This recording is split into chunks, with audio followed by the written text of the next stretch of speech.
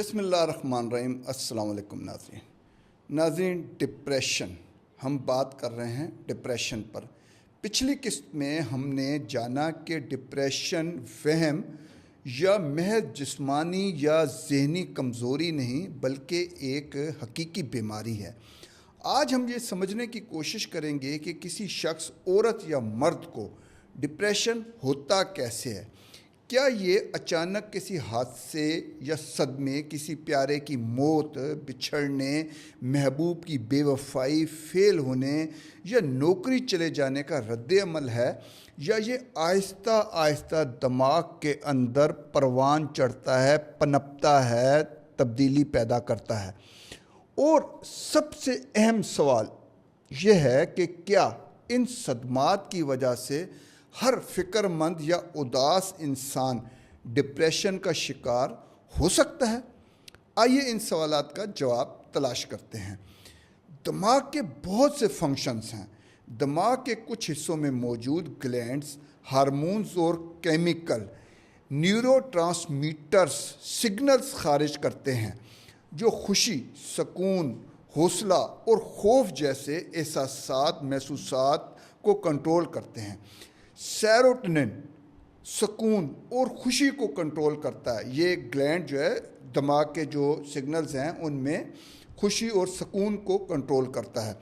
Dopamine کامیابی، انعام اور خوشی کا احساس پیدا کرتا ہے، جیت کا احساس پیدا کرتا ہے۔ کورٹیسول اسٹریس اور دباؤ کے دوران بڑھ جاتا ہے۔ ان کیمیکلز اور ہارمونز کا جب توازن بگڑ جائے تو انسان کے سوچنے، محسوس کرنے اور فیصلہ کرنے کی صلاحیت متاثر ہوتی ہے۔ جیسے میں نے پچھلے پروگرام میں کہا تھا کہ اس کو ایک کے بعد دوسری لگنا شروع ہو جاتی ہے۔ وہ واقعہ ویسے ہوا نہیں ہوتا، اس کو لگتا ہے کہ یہ واقعہ ایسے ہوا ہے، لوگ میرے لیے باتیں بنا رہے ہیں، لوگ میرے متعلق دو افراد کو دیکھے گا باتیں کرتے ہوئے تو وہ سوچے گا کہ شاید یہ میرے خلاف کوئی سازش رچی جا رہی ہے، میرے خلاف بات کی جا رہی ہے۔ اور یہ حالات جو ہے وہ آہستہ آہستہ جو ہے وہ ڈپریشن کی طرف لے جاتے ہیں بندے کو۔ ان کے توازن کے بگڑنے کی کئی وجوہات ہو سکتی ہیں۔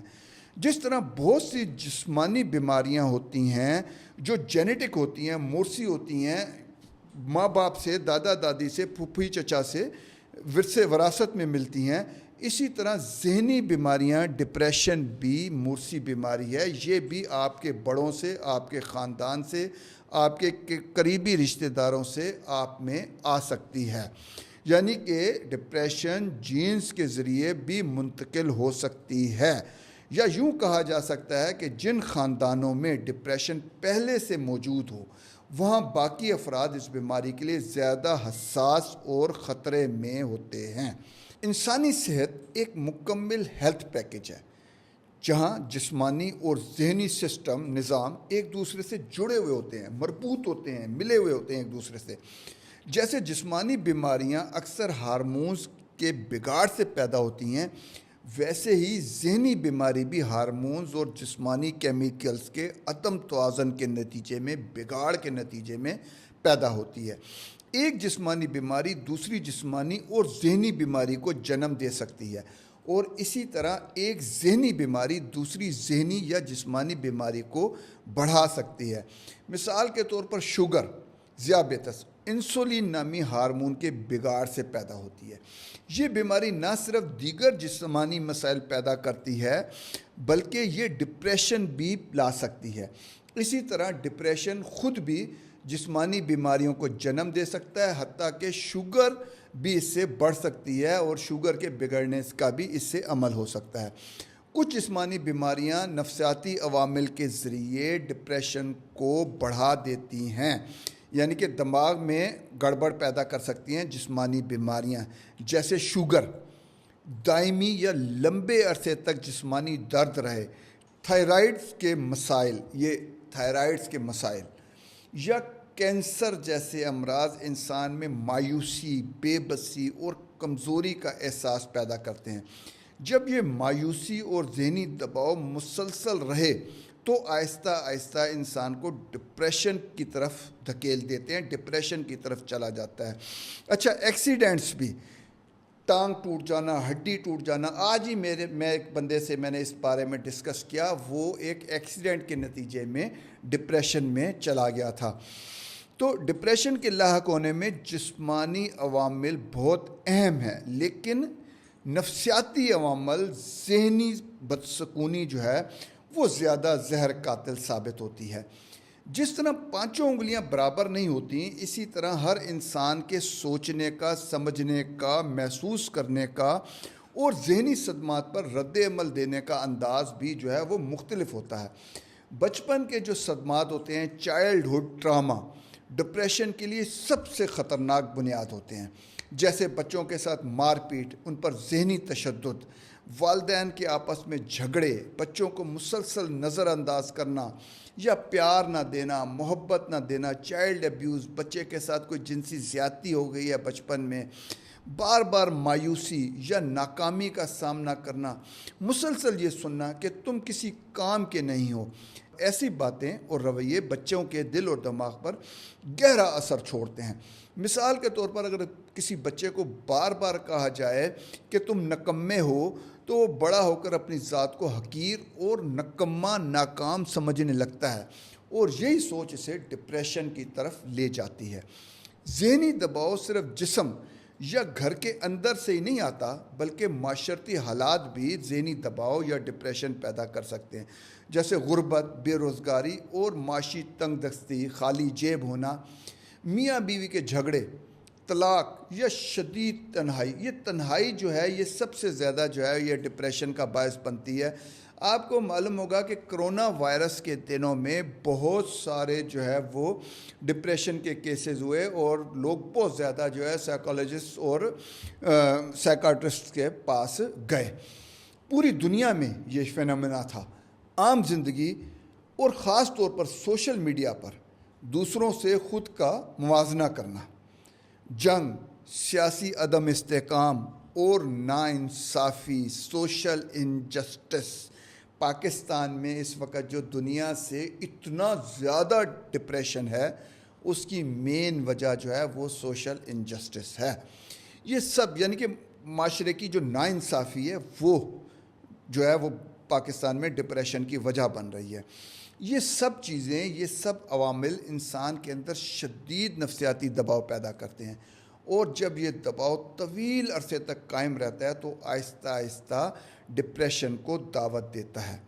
جیسا کہ میں نے پہلے کہا کہ پانچوں انگلیاں برابر نہیں ہوتی. صدمات کو جھیلنے یا نہ جھیلنے میں ہر انسان کا رد عمل جدا ہوتا ہے، لیکن نوجوان اور خواتین کیوں ڈپریشن کے لیے زیادہ حساس ہوتے ہیں؟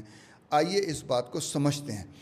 عورت اور نوجوان دونوں کی جسمانی کمزوری یا جسم میں ہونے والی تبدیلیاں اکثر ایسے حالات پیدا کر دیتی ہیں جس سے بے بسی اور لاچاری کا احساس جنم لیتا ہے، اور یہی احساس آہستہ آہستہ مایوسی اور ڈپریشن کا سبب بن جاتا ہے.